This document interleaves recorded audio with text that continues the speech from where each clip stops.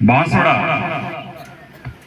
भील राजा बांसिया भील की धरती से भील राजा बांसिया का वंशज होने के नाते मैं आप सबको नमन करता हूं, जोहार करता हूं। उसी के साथ हमारे जो महापुरुष हैं उन महापुरुषों का भी मैं नमन करता हूं, क्योंकि आज इन महापुरुषों की बदौलत ही हम इतना खुल करके बोल पा रहे हैं, अपनी बात को रख पा रहे हैं। विशेष करके एक नए युवा मेरे साथी जगदीश भाई पांडोर, उनकी आत्मा जहां कहीं भी है उनको भी मैं जोहार आभार व्यक्त करता हूं, क्योंकि मेरे हिस्से की मौत जगदीश भाई ने स्वीकार कर, हम साथ में ही थे, एक गाड़ी में एक्सीडेंट हुआ था। उनको भी मैं नमन करता हूं। कोई दिक्कत वाली बात नहीं, अपनी माइक की आवाज तेज है, ये कम है आवाज। तो मैं बांसवाड़ा की धरती से, स्थानीय टीम ध्यान दे, आपके बीच में मैं क्यों आया हूं? ये जो बोर्ड लगा हुआ है आदिवासी परिवार, ये आदिवासी परिवार हम लोगों ने बनाया, इसका मैं फाउंडर मेंबर हूं। बांसवाड़ा और डूंगरपुर के भील आदिवासी जो भाई हैं, उनको जो ज्ञान प्राप्त हुआ, जो हमने जाना, वो ज्ञान जो है वो चारों ओर फैला। आज जो विश्व आदिवासी दिवस की छुट्टी घोषित हुई है, उस विश्व आदिवासी दिवस की छुट्टी को घोषित करवाने के लिए भी आंदोलन की शुरुआत हम लोगों ने बांसवाड़ा से की, और बड़े आंदोलनों के बाद ये विश्व आदिवासी दिवस मनाने में एक छोटी सी कहानी, थोड़ा सा हमारा वातावरण में भी चेंज आ जाएगा, बताना चाहता हूं। मैं आपको एक कहानी में सुनाना चाहता हूं। एक शेरनी जंगल में घूम रही थी। घूमते घूमते एक खाई को वो कूद रही थी, और कूदते समय वो जंगल की जो शेरनी थी वो गर्भवती थी, पेट से थी, बच्चा था पेट में।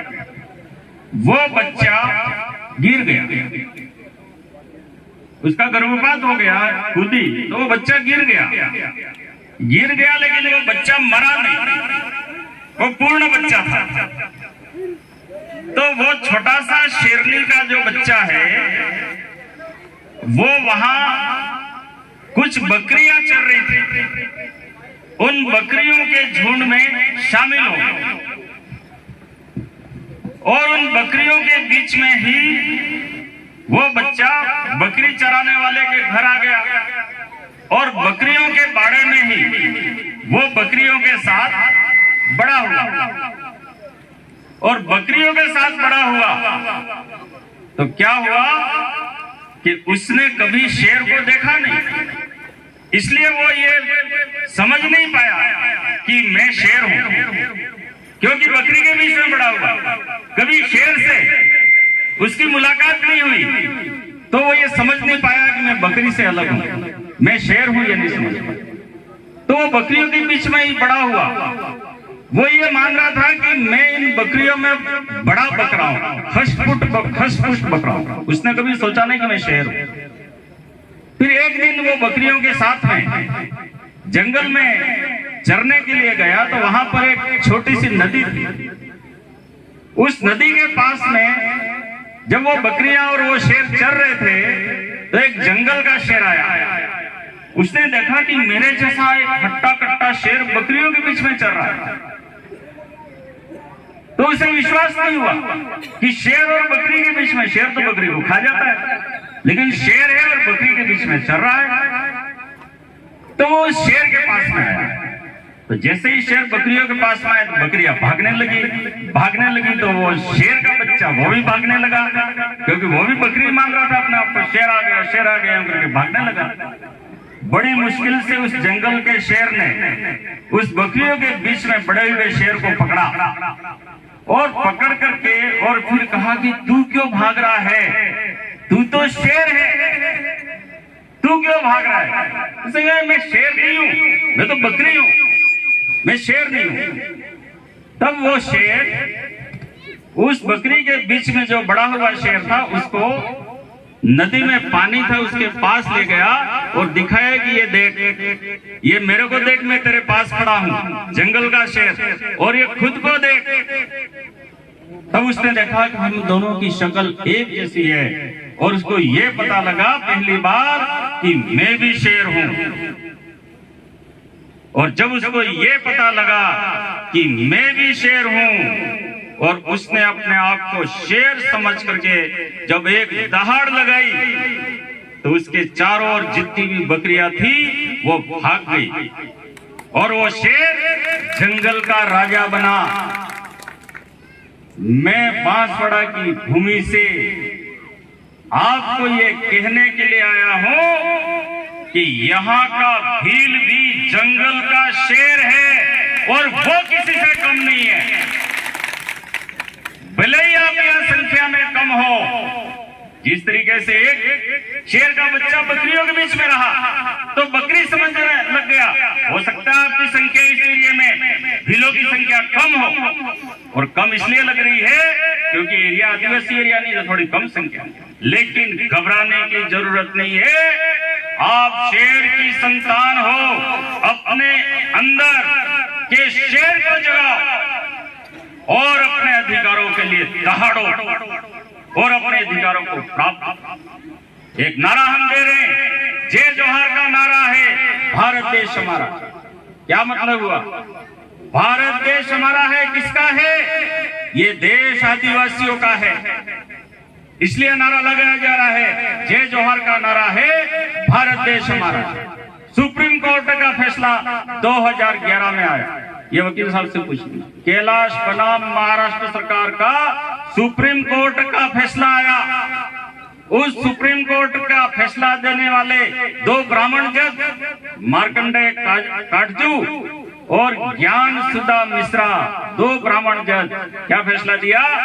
8% आदिवासी इस देश का मालिक है और 92% दूसरे लोग विदेशी। ये सुप्रीम कोर्ट का फैसला 2011 में आया। अगर वो फैसला गलत होता तो इस फैसले के खिलाफ रीट लगती, लेकिन 2011 और अभी 2024 चल रहा है, आज तक किसी प्रकार की रीट इस फैसले के खिलाफ नहीं लगी। इसका मतलब ये प्रमाणित है कि आदिवासी इस देश का मालिक। किस बात का डर है? सुप्रीम कोर्ट जो इस देश की सबसे बड़ी कोर्ट है, उसने घोषित कर दिया कि हे 8% आदिवासियों, तुम इस देश के मालिक हो, तुम इस देश के जल और जंगल के मालिक हो और हमारे बाप दादे मालिकाना हक और अधिकार के लिए लड़े।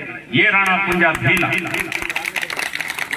हल्दी घाटी आदिवासियों के राज का दरवाजा था, यहां से आदिवासियों का शासन चालू होता था, हल्दी घाटी के वहां से।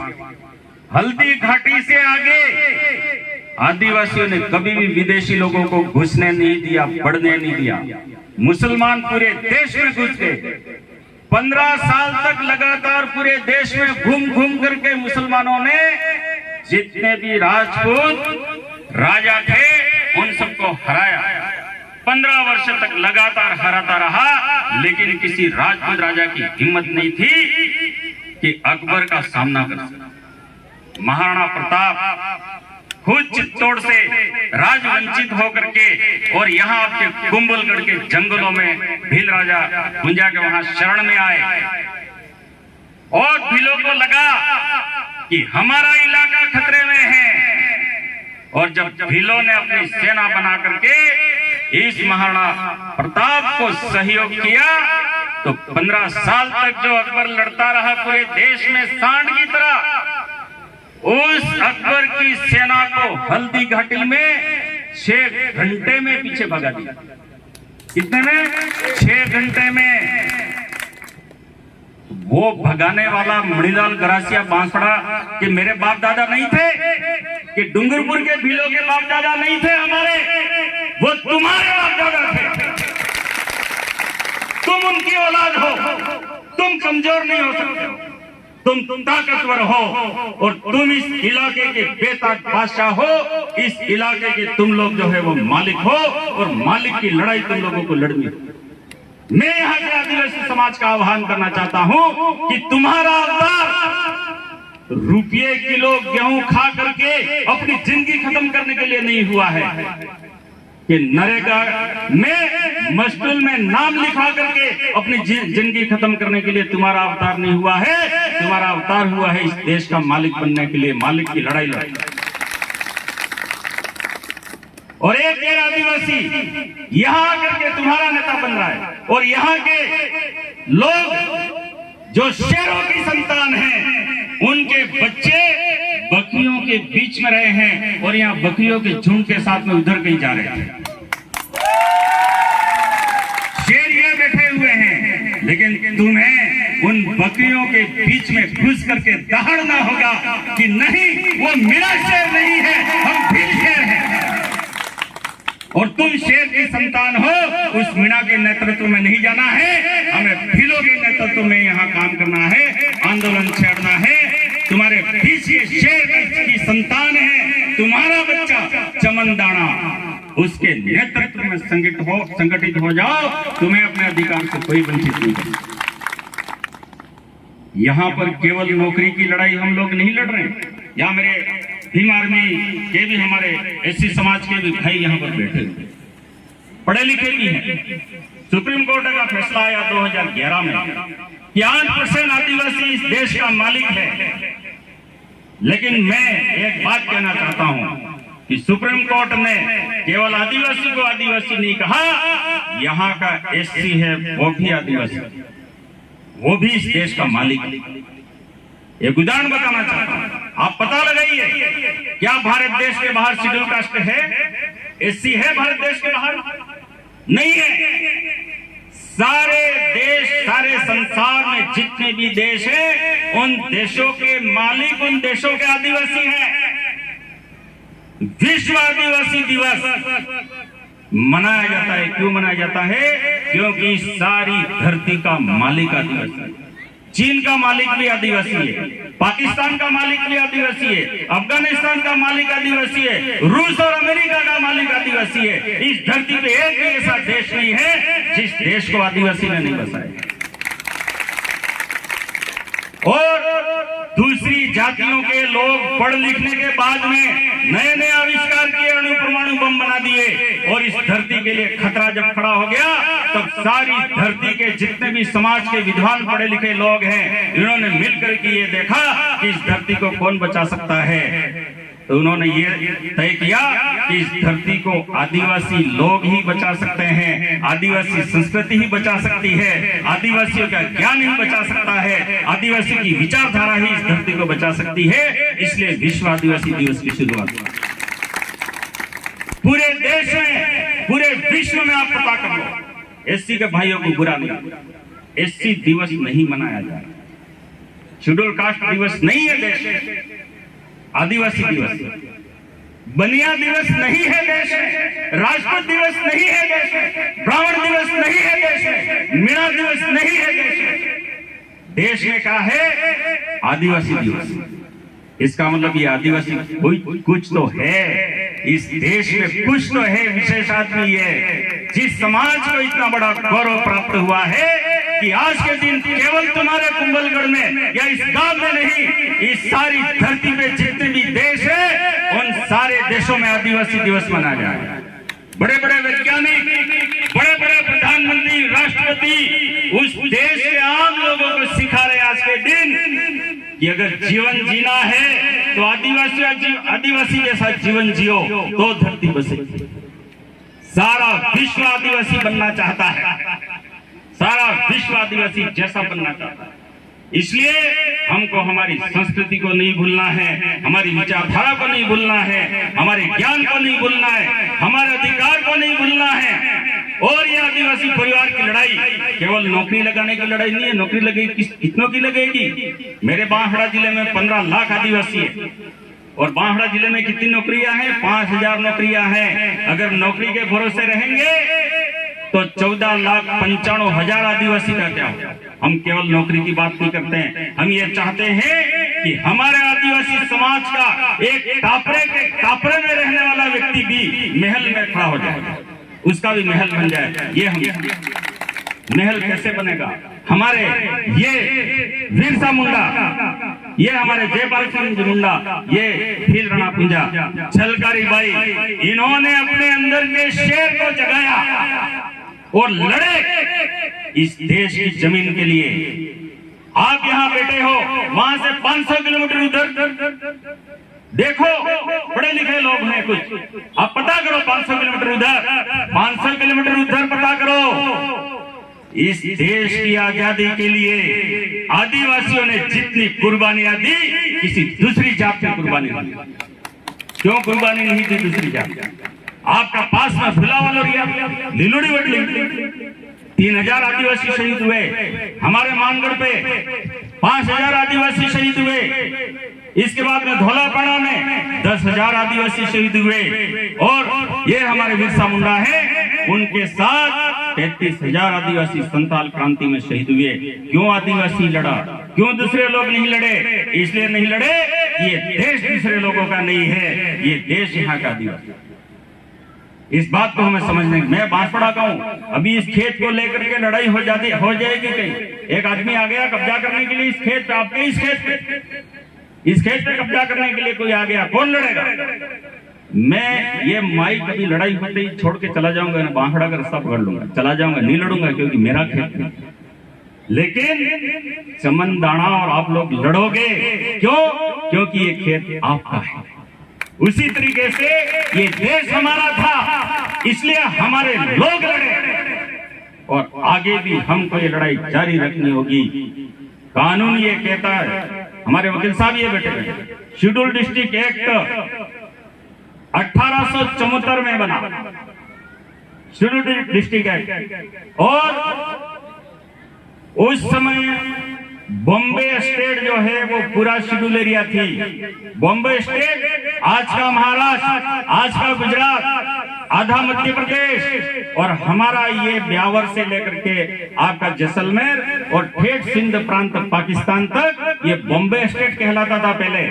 और ये बॉम्बे स्टेट आदिवासी एरिया था। इस एरिया में 90% से ऊपर 1874 में आदिवासी थे और 1874 से लेकर के आज तक कोई भूकंप नहीं आया, कोई ऐसी बीमारी नहीं आई, हैजा, प्लेग, कोई बीमारी नहीं आई। कहाँ गए 90% आदिवासी? क्यों ये आज आदिवासी एरिया दिया? ये हमें सोचने की जरूरत है। हमारे कई सारे आदिवासी भाइयों को एससी में डाल दिया है, हमारे कई सारे आदिवासी भाइयों को ओबीसी में डाला है। हमें परीक्षा करनी होगी, हमारे इतिहास को तलाश करना होगा और कई सारे हमारे आदिवासी भाइयों को मुसलमानों में डाला।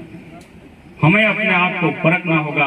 हमारे बृहत आदिवासी समाज जो बिखरा हुआ है, इस आदिवासी समाज को एक शब्द आदिवासी के नाम से एक करना होगा। हमें एससी को भी जोड़ना होगा, हमें ओबीसी को भी जोड़ना होगा, सबको जोड़ना होगा। क्योंकि राजा अगर बनना है आदिवासी को तो सेना तो बड़ी खड़ी करनी पड़ेगी। सेना कहां से लाओगे? अकेले आदिवासी नहीं जीत सकते हो कुंभलगढ़ को। एससी चाहिए हमको, ओबीसी चाहिए हमको, मुसलमान चाहिए हमको। जो ब्राह्मण बनियों से परेशान हैं, पीड़ित हैं, वो सारे लोग जिस दिन संगठित हो गए, आपको मालिक बनने से कोई नहीं रोक सकता। ये यहाँ पर मैं कहना चाहता हूँ।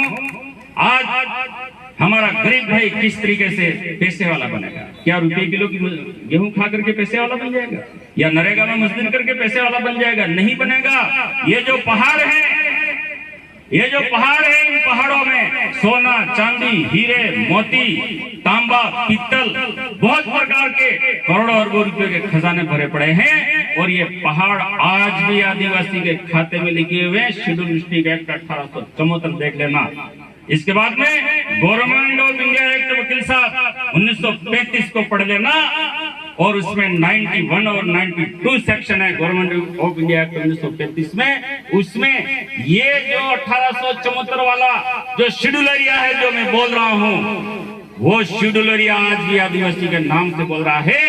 और इस आदिवासी एरिया का जल, इस आदिवासी एरिया का जंगल और इस आदिवासी एरिया की जमीन का मालिक आदिवासी, जल का मालिक आदिवासी। इतना कहते ही कितने का मालिक ये मैं बता रहा हूँ। जल का मतलब क्या होता है? जल का मतलब एक नदी पे बांध बनता है और उस बांध से बिजली पैदा होती है और वो बिजली 12 रुपये यूनिट बेची जाती है।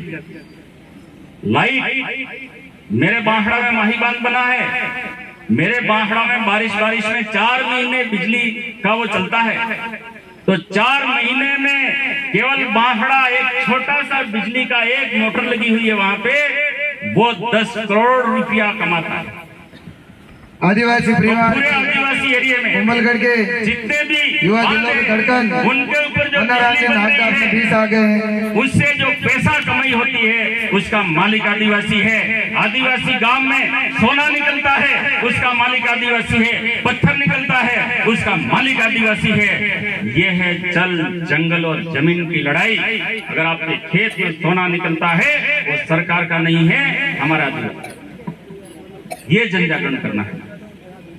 आज आप सब लोग बड़ी संख्या में यहाँ पर आए, भाई चमनदाना और यहाँ के हमारे आदिवासी परिवार की टीम है। उस टीम का मैं बहुत बहुत आभारी हूँ कि आप सबने हमें इतना मान सम्मान दिया और यहाँ पर बोलने का अवसर दिया। जय जोहार, जय आदिवासी, जय भीम।